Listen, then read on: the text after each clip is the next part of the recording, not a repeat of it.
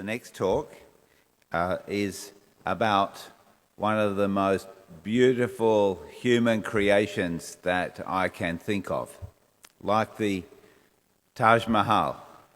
But this is the Gravity Probe B experiment, which is being reported on by Francis Everitt from Stanford University. Overview and completion of the Gravity Probe B mission. Thank you, Francis.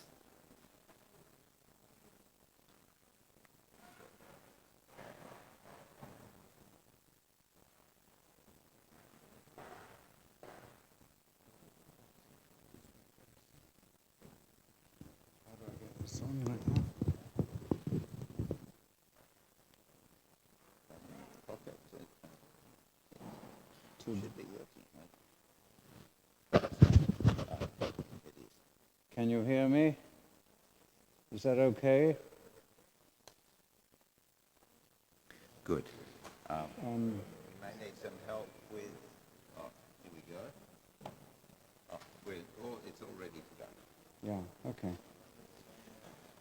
So. Yeah. This is the moment of interest to a physicist when he sees. What's that? Have I lost you? No. When he sees his apparatus going up into the sky and knows thinks of all the changes he would like to make and knows that he'll never make them because it's going to be 600 kilometers away. So there you are, and there you're going up. Now, I must just make sure that I know how to work this. Pardon me. I guess I come back here, do I? So what was Gravity Probe B? The idea, which goes back to three people, Tearing, Lenser, and Schiff, is translated into from what Lenser and Tearing did was ground-based experiments. Put a gyroscope in orbit about the Earth and ask what happens. And there are two predicted relativistic effects. In the plane of the orbit, there's something called the geodetic effect, which causes a drift of about 6.6 arc seconds per year. And then the Earth drags space and time around with it. So these are the two effects.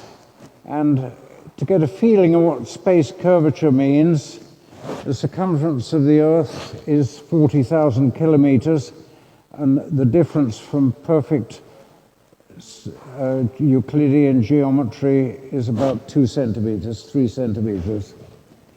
So we're going to test this by means of a telescope looking at a star, and actually 4 separate gyroscopes which would better agree with each other.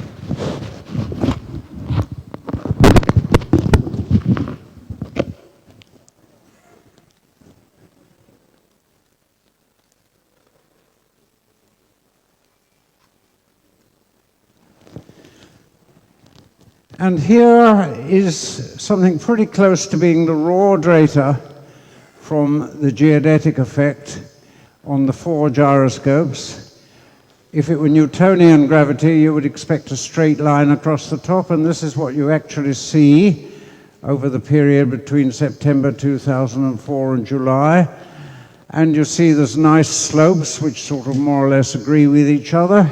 There's the Einstein prediction. Here's the joint 4 gyroscope result. And this is fine, but notice we're trying to also measure a smaller effect, which is 160 times smaller, the frame dragging, and there's quite a bit of noise here, so we're going to have to deal with that in an appropriate manner.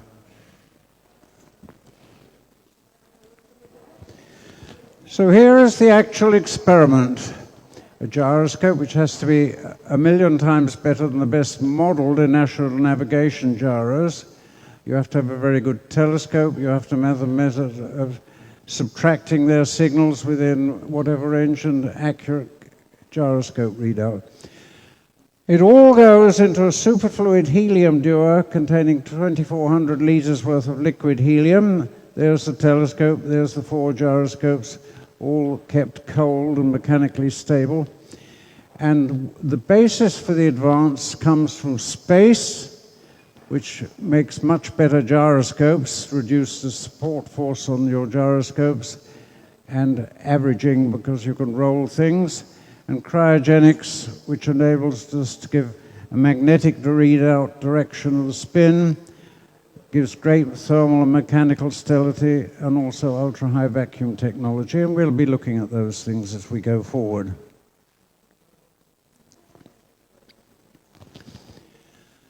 So here's some of the things involved, which are included. There's the gyroscope, which is electrically suspended. In electrical suspension applies voltages over those things. You have to spin it up, and we do this by running gas through a channel there. We're going to explain a little more about the magnetic readout and the fact that it's cryogenic. And this is a measurement of the roundness of the sphere. And one of the things we had to do is do technologies to measure round spheres. If you were to blow this up to the size of the Earth, the highest mountain would be 4 meters. Here's one of our very keen graduate students working on the gyro suspension system.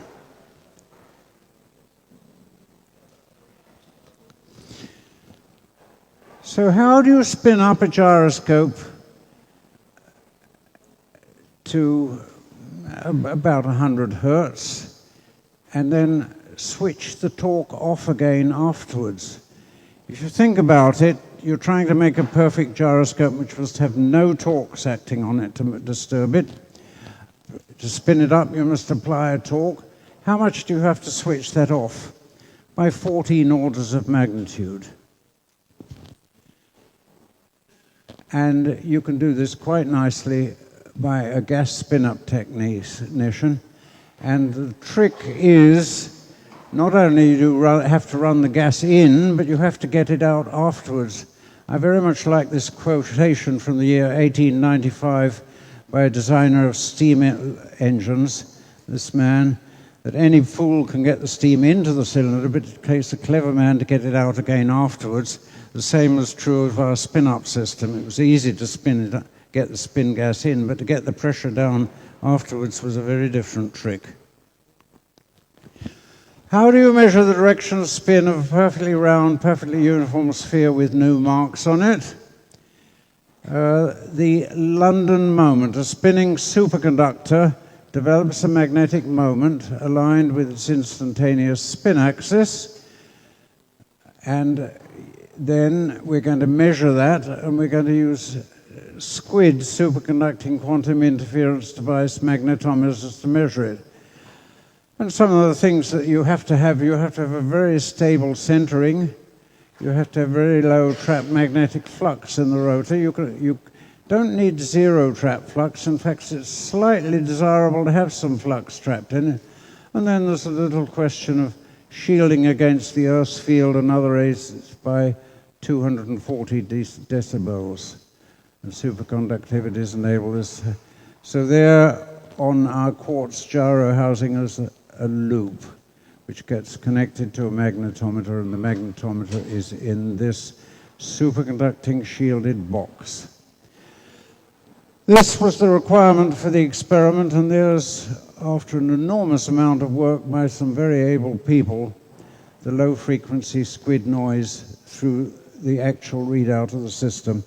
And you can see that we're just at the point where you go up into the 1 over F noise, we're rolling the spacecraft, and there is the data coming out, and there are the 4 different gyroscopes, and the requirement is beaten for each of the 4 gyroscopes.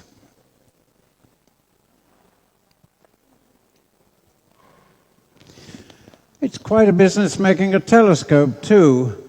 This telescope had to have a resolution which was about a factor of 1,000 or so better than normal star tracking telescopes. And we did this by running light through focusing, coming out to focus. Just before it came to focus, you run through a half-silvered mirror, and you get it to land on roof prisms shaped like the roof of a house with very, very sharp edges. and you have to have two different ones because you can't make a pyramid without any chips on it, but you do know, after a lot of work by this man and others, how to get a sharp edge which has no chips on it. Forgive me if I use inches for a minute. We're very old-fashioned in California, but no chips greater than 1/1000th of an inch, which is 2.5 nanometers, I think. And here is the detector for this, which is maintained at 72 degrees on the front end of the telescope, two-axis things, and there's that image divider process in the middle, and there's the actual detector package, the diode that measures the voltages and displacements of the test masses.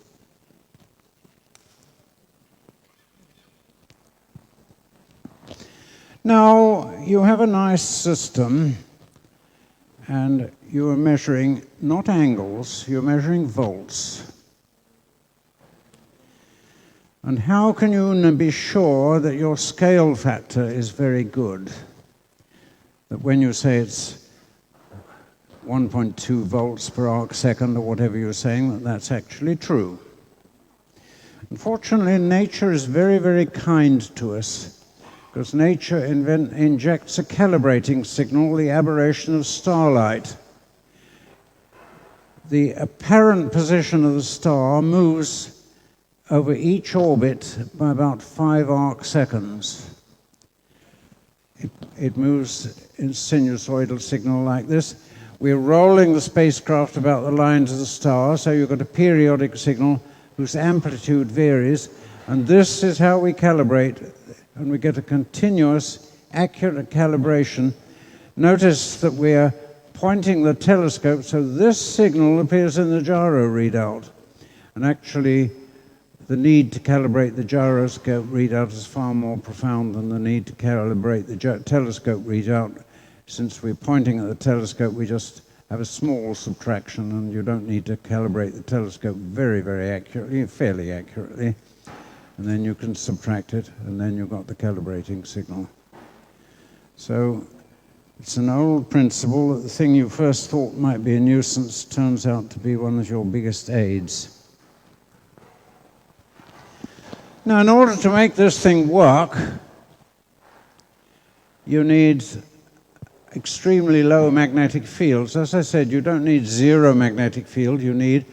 So this is done by expanding a lead bag, and here's the process. Superconducting bag concerns the flux in it, so if you expand it, you're changing the area and the magnetic field goes down, and we had a cyclic process of doing this. And we have a non-magnetic probe we inserted there. Here's a little table which represents a number of years of one of my colleagues, John Mester's life, looking at the magnetic properties of all the materials that would go into this, including every screwdriver and every nut, wrench, and all the elements. And you can't really see it, but what you can see is a tremendous amount of thorough investigation to make this device, which goes down into it, which contains the 4 gyroscopes and the telescope, non-magnetic in the right places.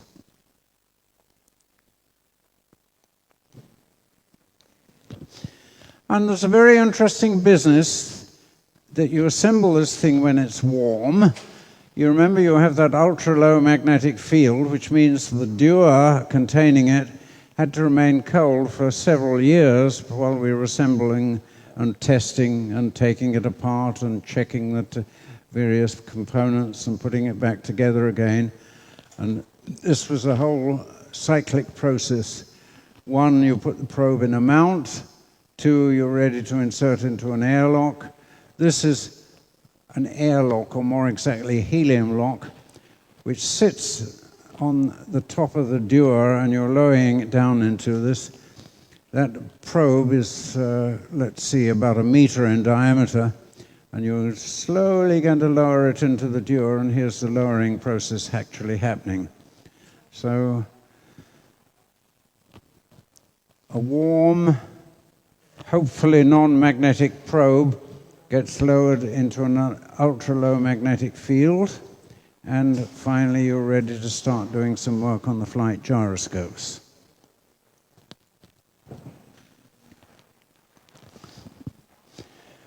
Now, here is another picture of the Dewar, and you can see the telescope and the quartz block containing the various components. Here's the porous plug that controls the flow of helium in space, which incidentally was a GPB invention which made a number of other missions possible.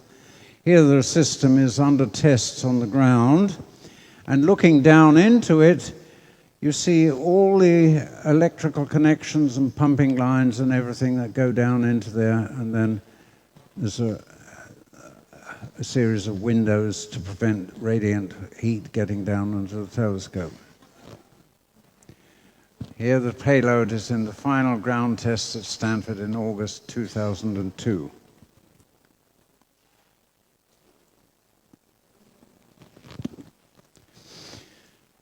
And at this point, finally, it's assembled and you put it on the top of the launch tower. There's the launch tower. And you get some sense when you see that this is a human being standing on the top of the launch tower. There's your apparatus, all this. There's the thing around it. And there's the moment when you go off, which we saw on the first picture. And finally, it's up there. And at this point, you have to think about operating it, but you have to think about operating it long before there. And let's make a point on this that's of some very considerable importance. You have a bunch of physicists who know most about Gravity Probe B, and you have some operators who are going to be running the mission who don't know anything about Gravity Probe B, though they've had some training in advance. The physicists know nothing about running a spacecraft, or they know a little, but nothing really. And the operators know nothing about what the experiment is. So it was absolutely crucial to have a mission operations center located in a place where the physicists and the operators were together. And this ended up by putting it on the Stanford University campus. At first sight, that's not at all an obvious system. You might think, why don't all the physicists go to the place where you know how to launch things? And the answer is, or operate things, the answer is they can't, because they're still building the apparatus. So the physicists are continuing to do and start learning about what might be operation on space like. The people who operate spacecraft know nothing about the experiment. They have to be in the same building as this. And so we ended up, not because of Stanford University arrogance, but because of realism about how you're going to operate things, actually pushing the Mission Operations Center on the Stanford University campus. And there's the spacecraft we're communicating with after we're up.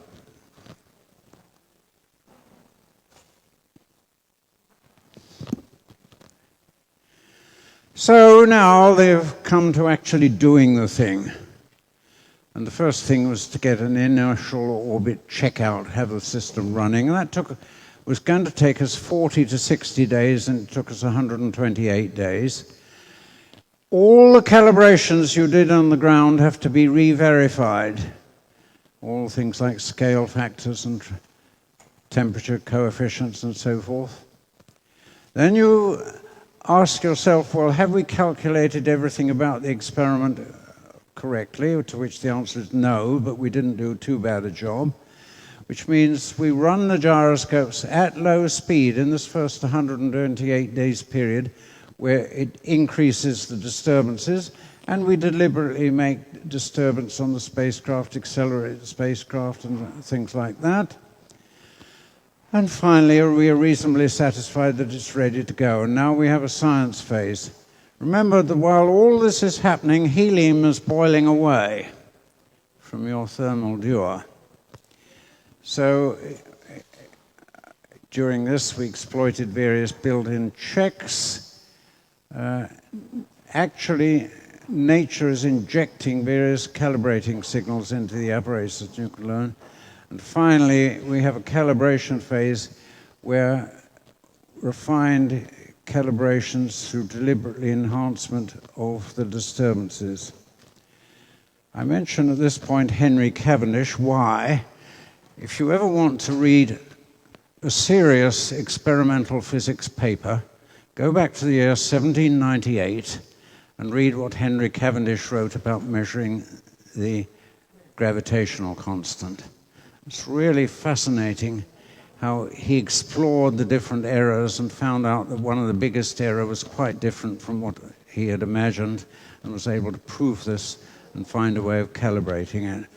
So deliberately enhancing disturbances was what he did, and that's the lesson we can still learn 200 years later from Henry Cavendish.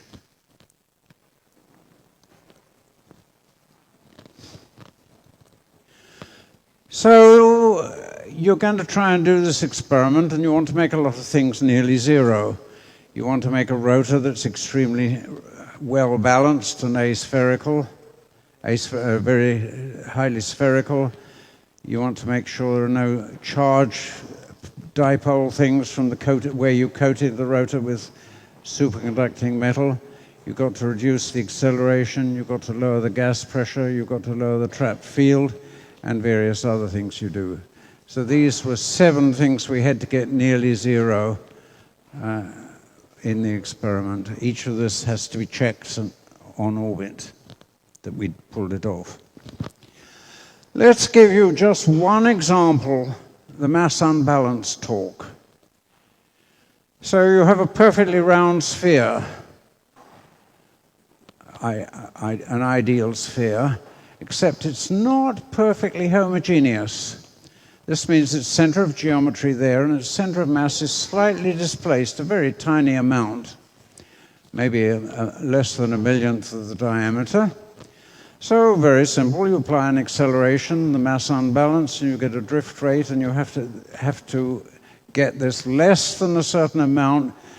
The performance you're trying to achieve in terms of radians per second, and the peripheral velocity of the sphere in terms of centimeters or meters per second or whatever.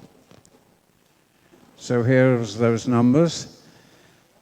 On Earth, if you were going to make an experiment on the Earth, you would have to make the sphere homogeneous to 6 parts in 10 to the 18th. This is, of course, utterly ridiculous. So let's think of what a standard satellite is. The accelerations on standard satellites, depending on area and mass ratio, the order of 10 to the minus 8 g.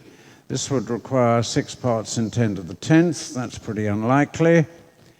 And so what do? You make the satellite drag-free. That is, you use some of the Boyle-off gas to compensate the acceleration on the spacecraft and get the cross-track acceleration down to a level of about 10 to the minus 11 g. Then the homogeneity requirement is only this, and that was attainable. And in fact, we beat it by a factor of 2. So, you know, these are some of the near zeros I mentioned earlier.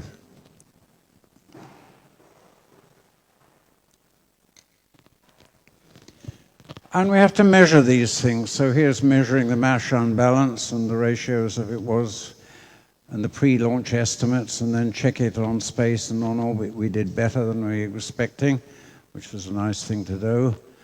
So on and so on. I mentioned we had to make the spacecraft drag-free.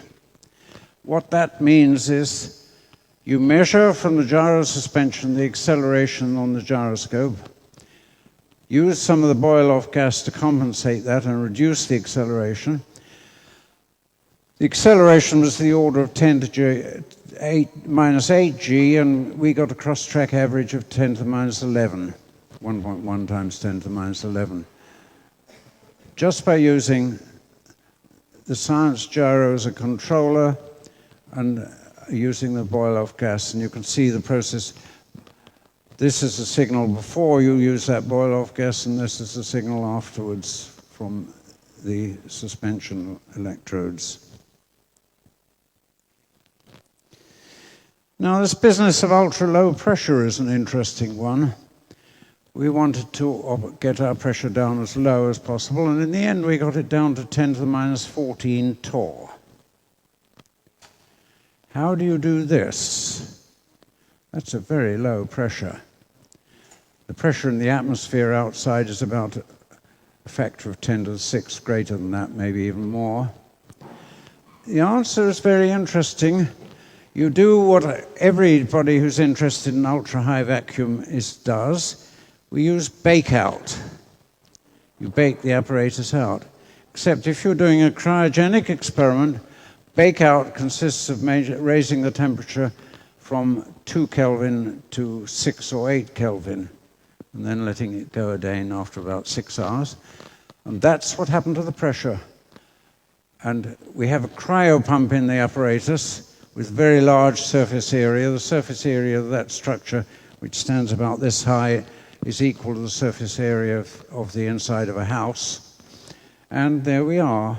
And finally, we were able to show that the pressure was 10 to the minus 14 torr, plus via slight slowing down process of other things. And here is the spin down periods of the gyroscopes as measured. Before the bake-out, well, 50 years characteristic 1/E spin down time. After bake-out, 16,000 years and so on for the slightly different for the 4 gyroscopes. That difference is not without significance, by the way. So, isn't it wonderful? Everything has worked and we do it all exactly as we planned, except it never works exactly as you planned. We found that the pole-load rate varied.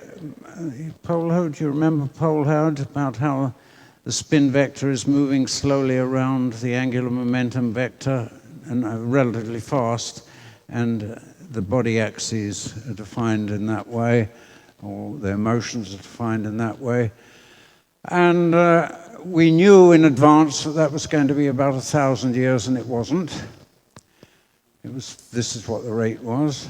There were certain torques which turned out to be a factor of 100 bigger than we expected, which we learned by pointing off at other stars. And most mysterious of all, we got a kind of roll pole-load resonance torques. What does that mean? You're rolling the spacecraft with 77.5 seconds period about the line of sight to the star to average everything. Pole-load motion, you maybe sort of remember that. And at a certain point, the pole-load and the roll frequency come into resonance. This is not just ordinary everyday resonance. This is the 146th harmonic of the roll rate. You get a little resonance and a step over of the gyroscope. It takes a couple of days. And then at the 145th harmonic, you get another step over. And we were following that. Quite an interesting surprise.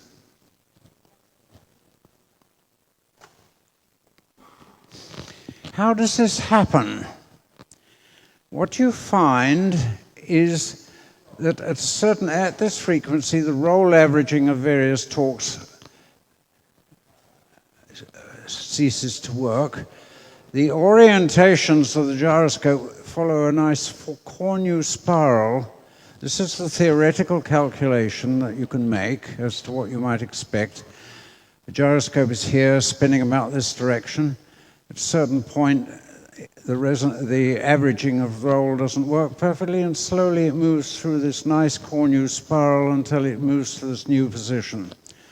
It's one of the nice examples of something you learned vaguely when you were an undergraduate about Cornu spirals coming out to be something real in life. That is the theoretical investigation which explains what actually happens for a gyroscope. And this was for a particular gyroscope, number 2, and it's 277th resonance, and you could actually trace that it was doing a Cornu spiral, so you had reasonable confidence you knew that this explanation was correct.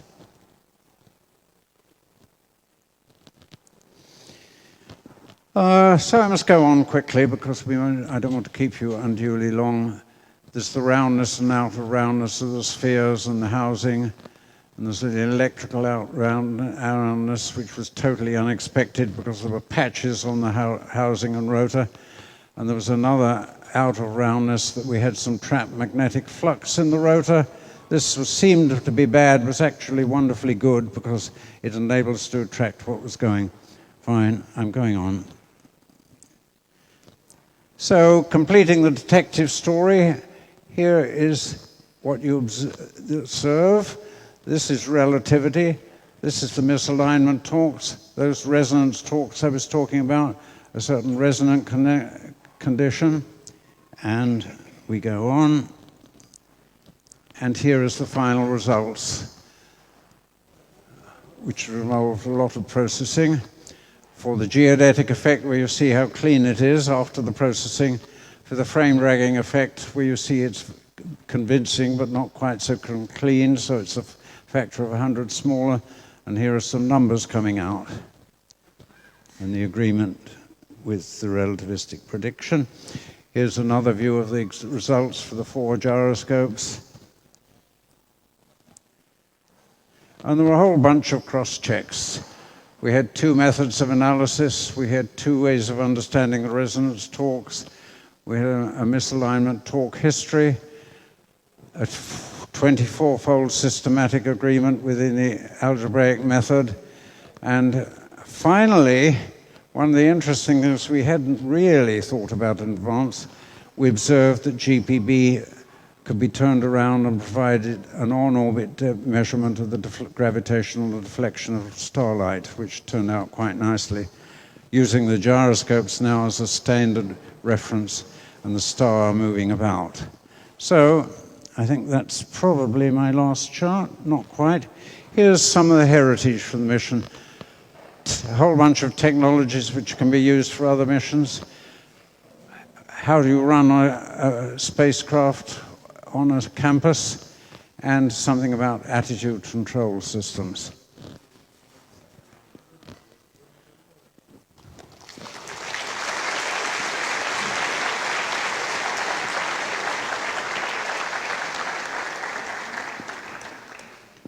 We have time for a few questions. No questions.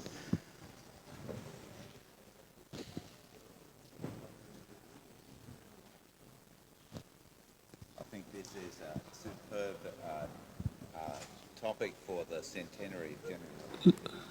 Sorry, hi. This is actually a heroic effort, and I just want to ask a general question. How did you convince NASA of the funding? Well, I have to tell you a secret.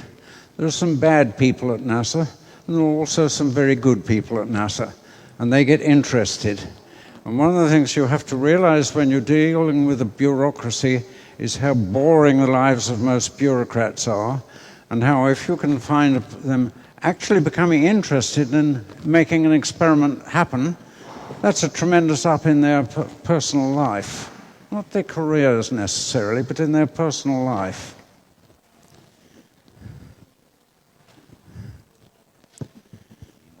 Well, we have been following Francis, as you all know, from the early part in which Leonard Schiff and Bill Fairbank had the idea, but Francis has been the person really to involve all his energy and ingenuity and inventivity and attention, and has been marvelous to see the development of the technology, the launching, and also this last phase, which has led to a 600 pages report, which has been completed just the day before the opening of the MG14. I think this is one of the great celebration of the Einstein centenary, and I am very, very happy to have seen this beautiful presentation today, when we are going to see at the Bezos Foundation direct contact with the manuscript of Albert Einstein. This is among the greatest tribute to Einstein theory, to relativistic astrophysics, and also to the many people who have helped, who had the opportunity to help to conclude the mission, thanks to inventiveness of Francis, who has always been able to find means to overcome so many scientific, technical, and also organizational difficulties. Thank you very much. Just picking up on one thing there. There was a lot of worry at first at our university, well, this might be a nice experiment, but what's its educational value? So we had 99 PhDs, 73 at Stanford and 26 at other universities. We had enormous number of undergraduate involvement and high school student involvement. I think we had 300 undergraduates over the years and about 100 high school students. So it's sort of interesting to meet a middle-aged man or woman and they say, oh, I worked on Gravity Probe B when I was in high school. Well, I think we'd better bring that to an end. So thank you very much again. Thanks. And